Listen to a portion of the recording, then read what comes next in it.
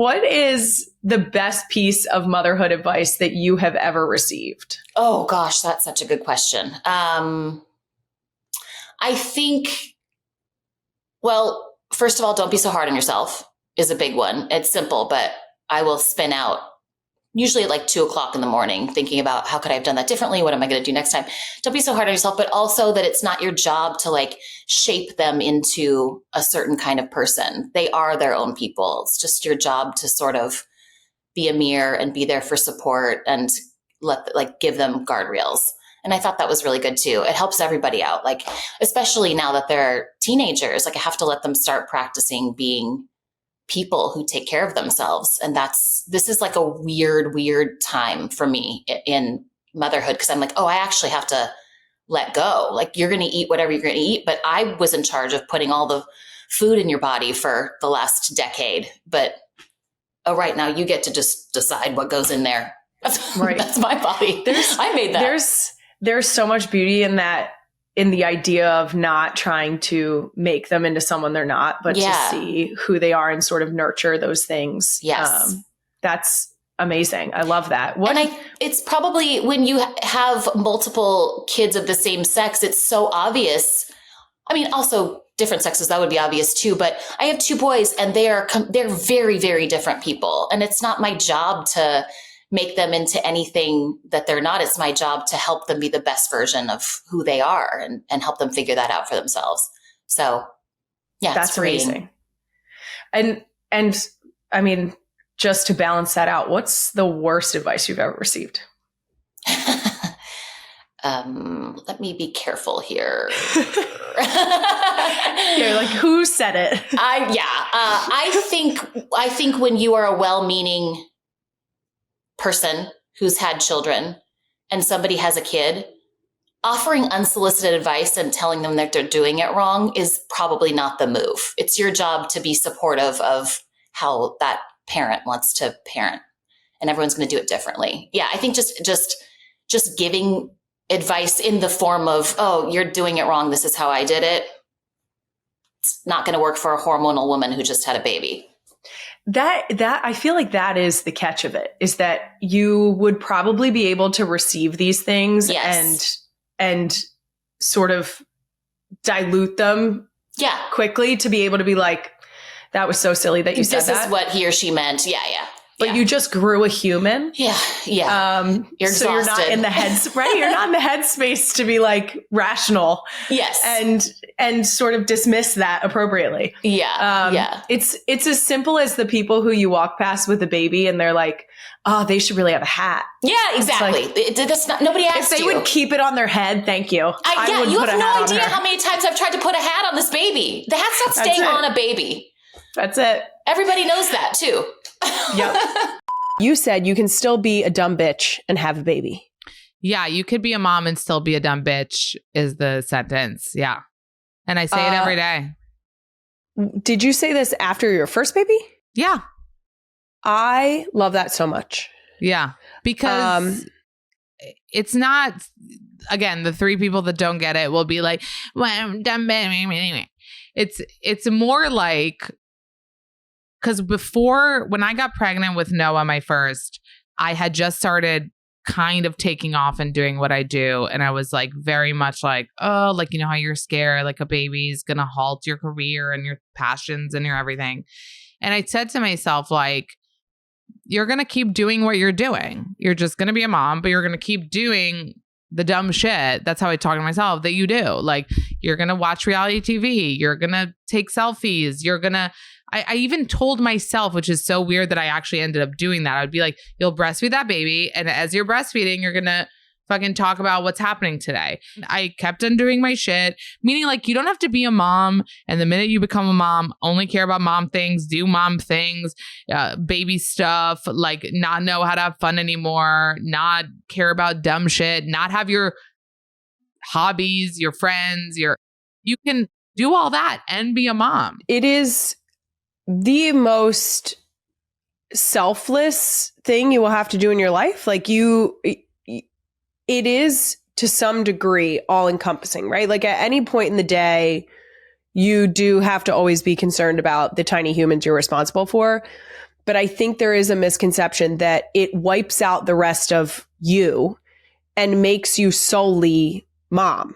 Mm-hmm. Whereas what we need to do is tack it onto the end of the resume and keep the rest of the shit that also defines us as who we are as people, because we're still us. Just because we made a human being or we are a mother to a tiny human doesn't mean that like we are only mom.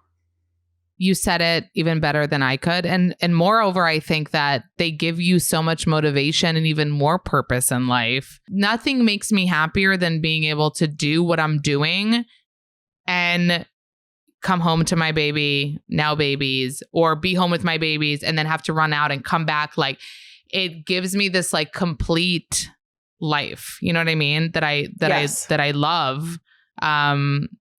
But I want people to know that, like, if you're scared to have a baby, obviously there are a million things that go into it, and you can always do your little plus and minus or timeline or when is right. I did that too. But I think that the fear that you won't be able to succeed anymore, or you won't be able to start something new, or you won't be able to have any sort of a life, or it's just not what I experience, and also what I think that anybody could do, you know, and balance it so that you don't have to. And by the way, there are people that want to just lean into that, and they end up like, you know, learning parenting courses or wanting to teach kids stuff. Great. You don't have to, is what I'm saying. You don't have to get the mom haircut, even though I did get a bob. You don't have to. I'm growing out the hair, you know? I love it. What is the best piece of motherhood advice that you've ever gotten? I interviewed this Dr. Shefali. She wrote a book. It's called The Conscious Parent.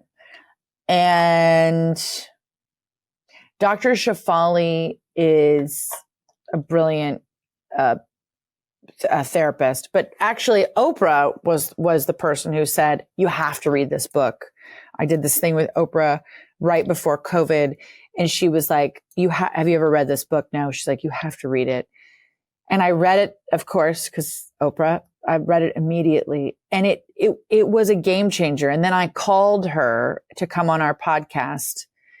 And the thing that really stood out to me is that we really do, our traumas or our childhood, our own traumas come out while raising our kids. Our kids are actually our great healers and our great teachers. And if we allow, it doesn't mean that you don't have boundaries. It doesn't mean that you don't have, you know, certain rules. It doesn't mean that you don't, you know, have a good authority and structure for your kids, so that it creates a safe environment for them.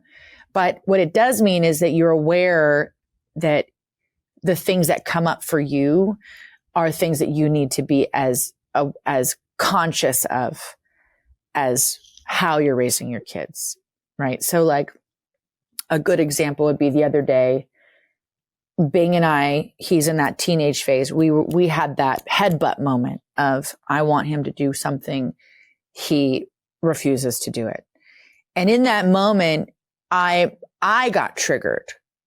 It wasn't about him. It was about my own inability to resolve or walk away from the moment that was happening.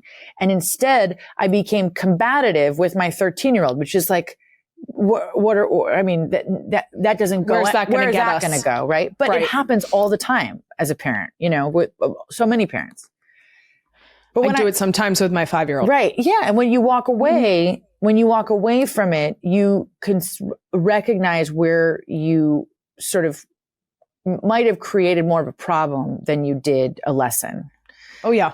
And the importance of being able to tell your kids that you could do better. I could have handled that situation better. Actually models much more for them than being stubborn and saying, no, I can't admit that I was wrong.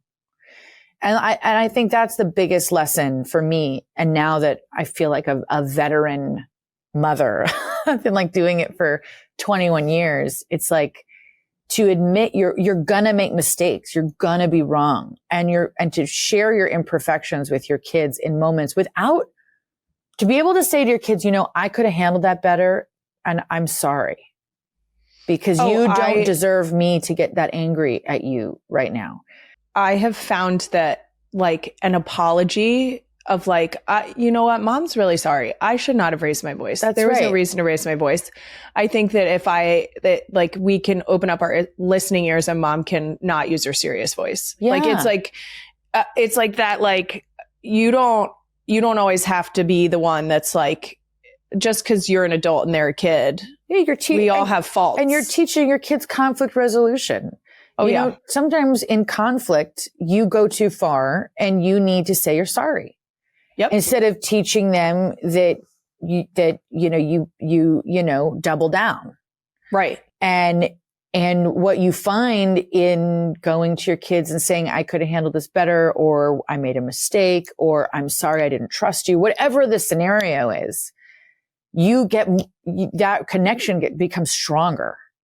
And I think that's sort of has been the biggest lesson for me, is knowing when to do that. Parenting is hard. It's a crapshoot is what it is. Yeah. And it's hard. And like, you are going to mess your kids up. Like, I feel like no matter what you do and how you try to do it, it's like, you're going to do it wrong. You're going to make mistakes. Like, you're going to fuck your kids up in some way at some point. You're going to do something that's going to feel traumatizing to them that you didn't realize felt traumatizing to them. Yes. And this is coming from like the most loving parents, right? Like, even in the most loving, like connective, healthy, attached parental situation, you're still going to mess up. I like to ask all my guests who are moms, what's the best piece of motherhood advice that you've ever received? I don't know that I've ever received, I'm sure I have, but I just mean, nothing that like I live by or a mantra or anything, but my thing that I just tell moms is like, look, we're all trying our best. Well, no, we're not. We're not all trying our best, but most of us are trying our best. We're going to fuck up. Like, we're going to mess up, and we don't mean to, but like, I have this conversation with my kids too. I'm like, if I, lose my temper on something because I'm just like over it because I've had to tell you so many times, like, I look at them, I go, okay, mommy's human. And that was a human moment. And that is not where I should have gone, but like, I own it, and right. I think it's important to show that to them. But I just think this whole filtered perfection thing, that's not real, like, and so I think that being honest is the best.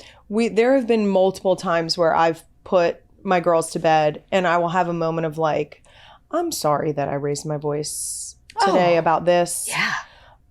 Next time, if we can listen the first time, then mom doesn't have to get her serious voice. Yeah. And then I don't have to repeat it 8 times. Uh-huh. Yeah. And I always just like to take that moment to acknowledge like that I don't want to raise my voice. Yeah. But when we get it, like we got there for a reason. Yeah. And I do think it's like explaining it as like a human moment is perfect, because I mean, how many times have they yelled at us?